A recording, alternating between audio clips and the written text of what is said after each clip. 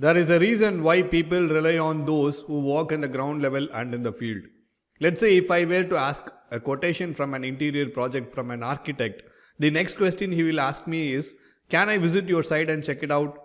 Which means he needs to visit the place and see what is possible, what is not possible, dig deep, diagnose and give me a solution. Similarly, when top management launches new products or solutions, they do surveys, they do research by meeting people, understanding what has changed, what has evolved, and so on and so forth. Managers go to monthly, quarterly client review meetings to understand what is happening with their business and how it is growing or changing.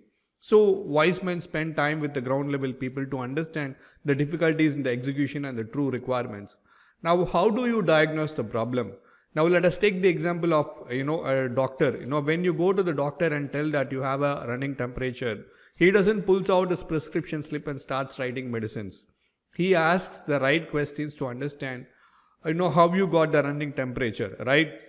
So, you only tell the symptoms and the doctor digs deeper to understand the root cause of the problem, and if needed, the doctor prescribes to take certain medical tests and then go with the medication plan to cure the problem. Now, diagnosing in sales is no less than this process. So, you start with asking right questions, bold questions in the right spirit, and your dream client will be happy to answer you. Now, there are 6 steps in diagnosing the problem or how to improve your diagnosing ability. Point number 1 is prejudice. Now, when a prospective client is talking about his challenges, most salespeople immediately jump and start suggesting which product he or she should buy. So, or they start pushing the products they have. Now, this is called prejudice. Now, without digging deeper, if you start trying to fit the solutions you have with the problems he is facing, you're going to fail. The point of diagnosing is to learn and discover more about your prospect's problem. Now, diagnosing requires you to listen and understand your prospect's problem at a much deeper level. Once you have a deep understanding, you can later apply which product of yours will be a right fit for him. Point number 2 is your client's vision. Now, it is important to see things from your client's point of view rather than trying to justify that the product you are offering is the right fit.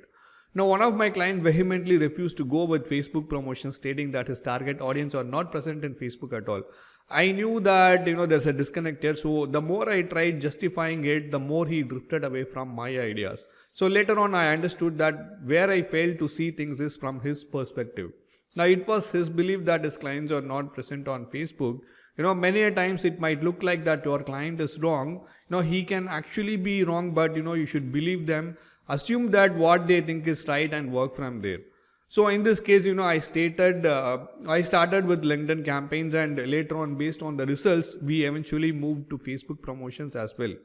So the lesson is always try to look at things from your client's perspective and understand his vision or ideas. Point number 3 is deal with the constraints and obstacles.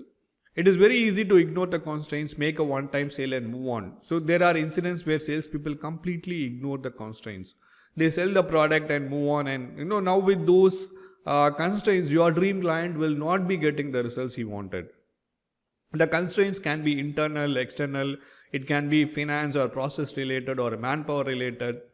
Now make it as a point to discover these constraints and provide him with the solutions required to overcome those constraints. For example, one of the salesperson whom I know works for a manufacturing company which sells a particular kind of machinery, and his prospect had finance issues. Now that is a constraint.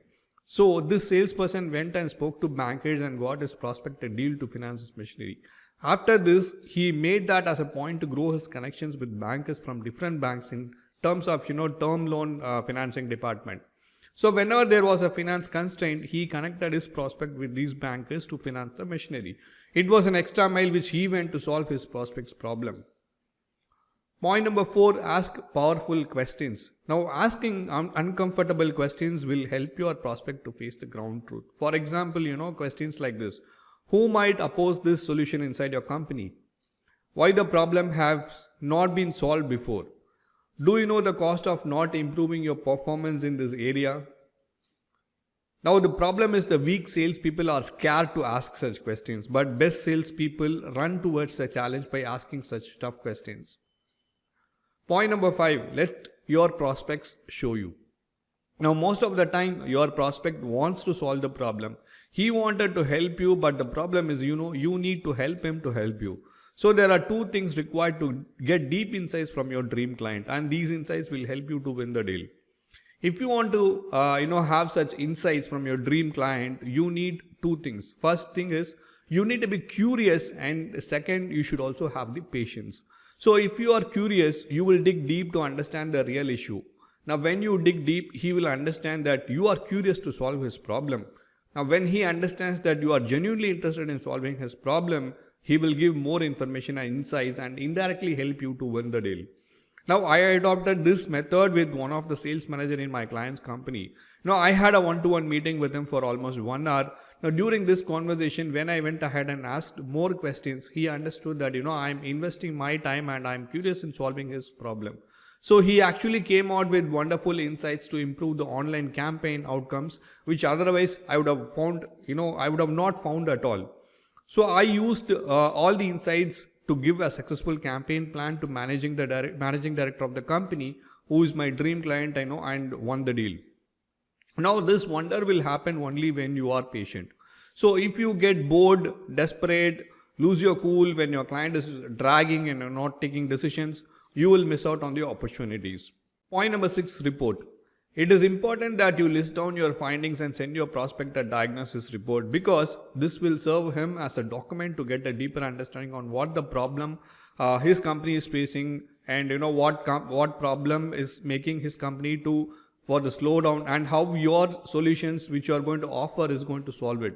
So it is like the matching the puzzle. Let's say if you are taking up a blood test, the lab gives you a report, right? So you can do that here also, which is going to increase your reputation and the trust.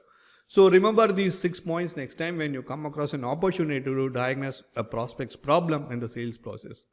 You can actually use email marketing automation to find out your prospect's problem in an automated mode even before you start meeting them and having conversations with them.